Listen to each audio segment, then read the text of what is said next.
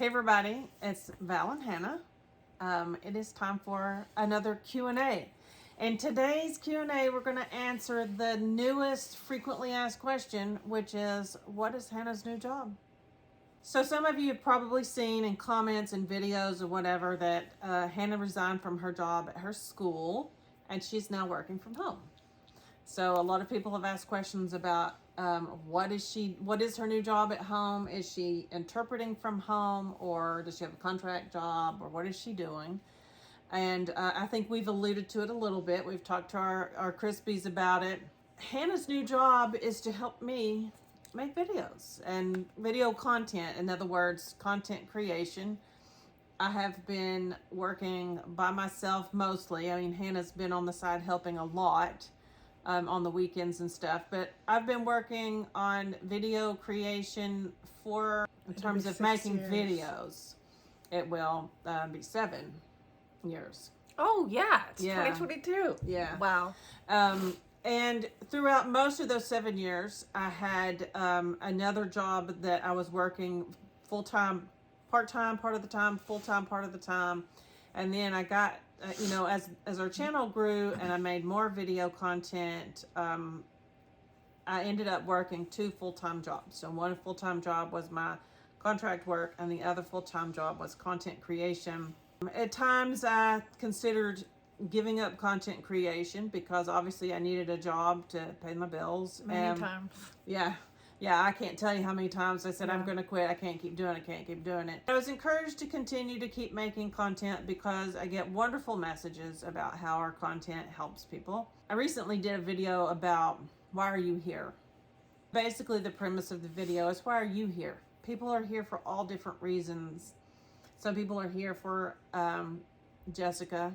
They're fascinated. They're entertained. They love her. She's adorable. Some people are here to watch the family interactions. I think some people are here because Bad Daddy has his own fan club. Hannah has a fan club. And some people are here to watch the whole family dynamic. When I started the blog, which was the first thing I did, the point of the blog was to be an outlet for me to tell our story. I was at a very low place in my life. And I was very depressed, and I had recently given up my nursing career, and it was actually Bad Daddy who suggested that I started a blog.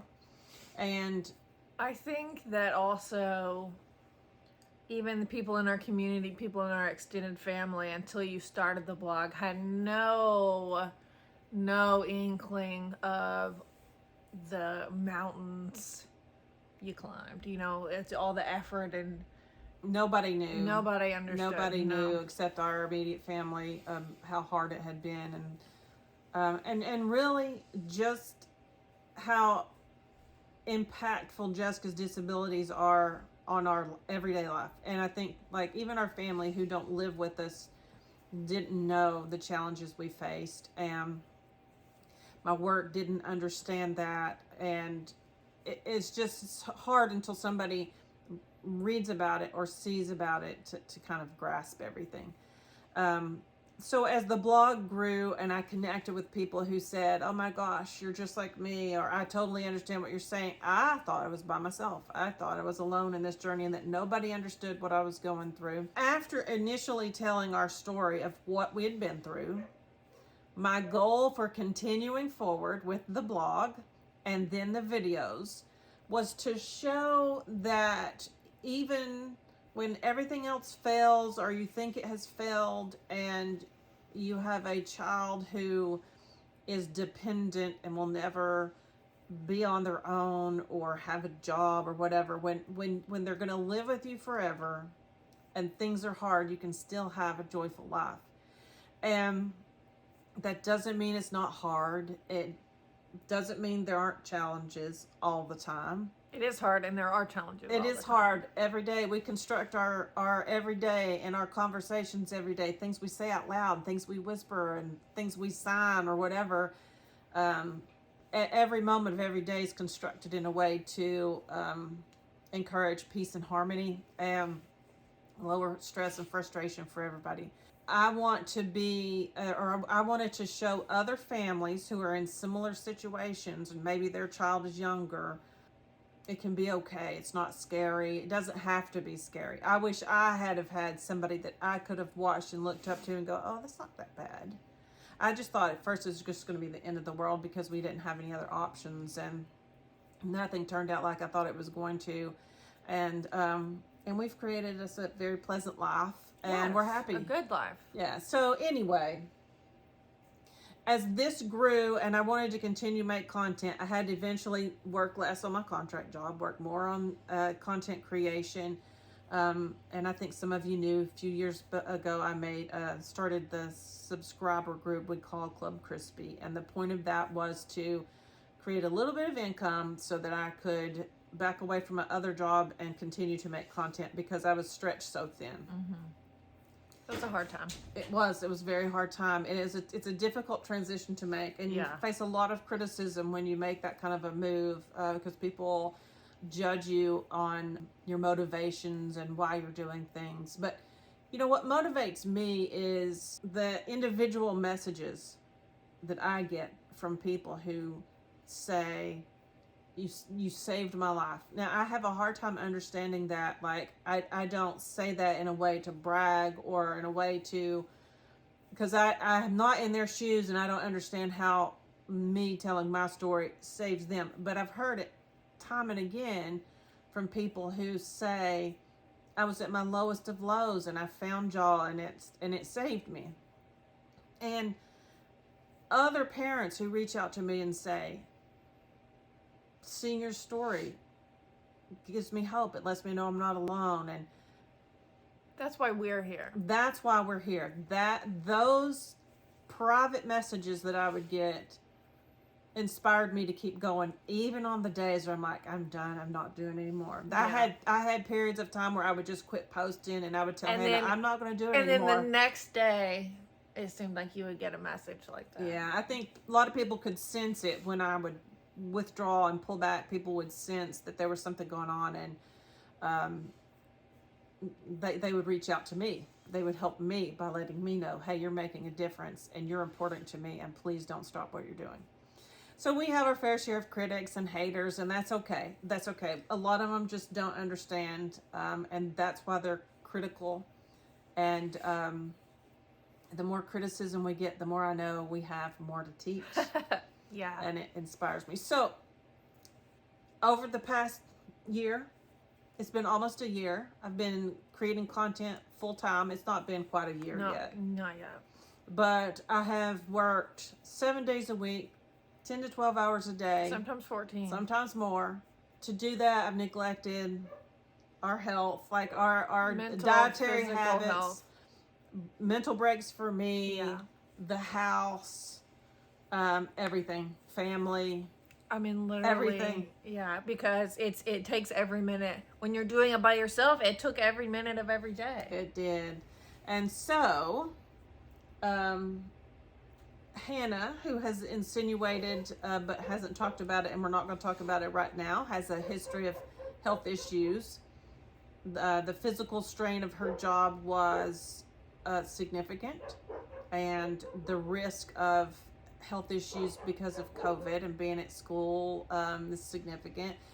So just various things were going on, and I let Hannah know if it was a good time for her, it's a good time for me, for her to work with me. Was it a good time? So Hannah's new job is to lighten my load and be a partner with me in content creation so that I can step back just a tad and something take care of us better. Yeah, something I wanted to add to was throughout this entire process that she's been talking about, you know, this has kind of become like the dream for us. And just, I know for me personally, this is the best job ever because I get to stay at home with my family that I love and do something that I find so meaningful, and I know it's making a difference. And you know, my job before obviously was meaningful and made a difference too, but the benefits physically and mentally to get to stay home, the benefits of getting to be with Mom and Jessica and Marlow and Dad all the time are just immense for my mental and physical health. Yeah, and I think that one thing I would like to address briefly, very briefly, you will see critics. Critics will comment on this video. I bet there's going to be a lot. And that's okay. They're allowed to have an opinion as long as they're not being like hateful and ugly. That's okay. If the critics are hateful, then their comments will be removed. We don't tolerate that. It's not acceptable. So I think some of the criticisms that I receive personally, sometimes privately and sometimes openly, is people think that this is all about Jessica. And that follow her around with a camera every minute of the day. All we do is make videos of Jessica. And that's not true, and that's not our goal. Actually, these days, Jessica spends so much time not with us. Happily in her room. Yeah, I mean, because if you look at our videos in December when we were doing Vlogmas, she chose not to participate a lot of the time. But our goal isn't to follow Jessica around with the camera. Our goal is to... And we would never. That's the most ridiculous thing to me. Our goal is to show family life, what family life is like under these circumstances. When you have a dependent adult living in your home that requires care, help with every aspect of her life, it's not just about her, it's about all of us. And I think there's lots of people out there, obviously, who can relate to you, people that could relate to me, people that can relate to Dad, Marlow, and then it's about the family unit. It's like she said, our goal is to show, the situation has happened. She's going to live here forever, but we still have a happy, joyful life, every single one of us. Yeah, and I think that at times it is educational, and we want to be educational. I want to teach people, because there's this low toleration for a lot of things about Jessica. So sometimes it's not me making it about Jessica, it's viewers make it about Jessica because they're critical of her behaviors. Or curious about her behaviors, her attitudes, and things. So that's why we do a lot of our Q&As, is because I want to continue to educate to help increase toleration. I think the more I can educate, the more toleration there will be from, if it's one more person each time that's a little more tolerant, that's a little more understanding, that can then take that information and share it with somebody else. So, that ends up being about Jessica because we're teaching, and we will always teach and we'll always answer questions. Yes.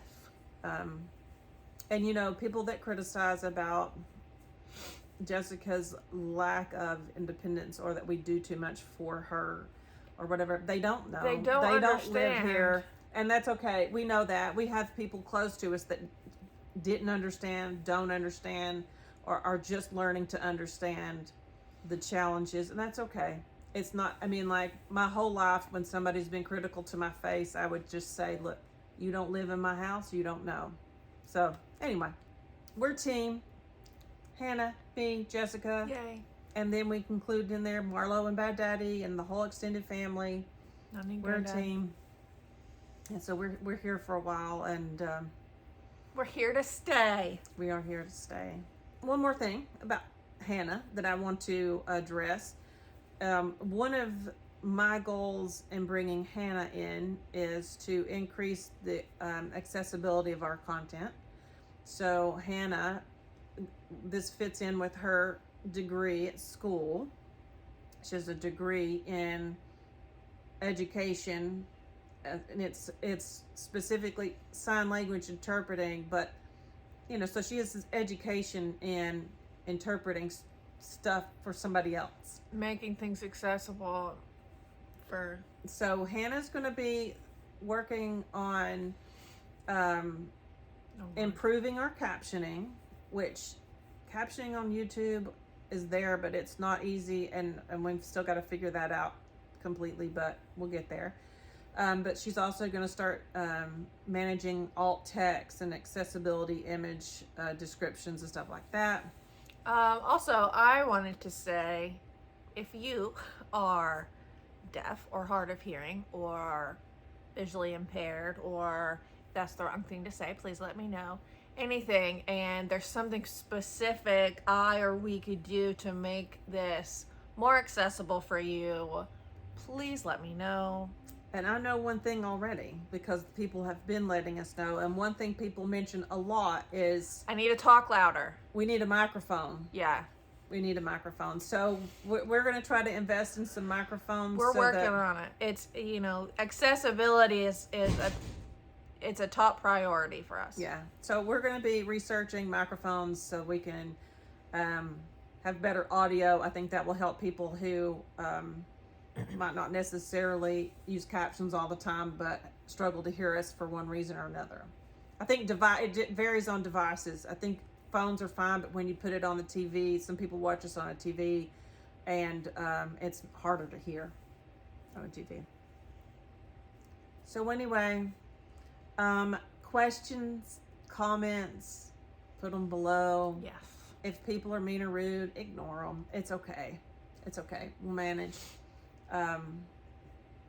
So anyway, thank you for being here. Thank you for caring and being interested and supporting. Watching. And, all that. So we love you guys. Thanks for being good ones. Bye. Bye.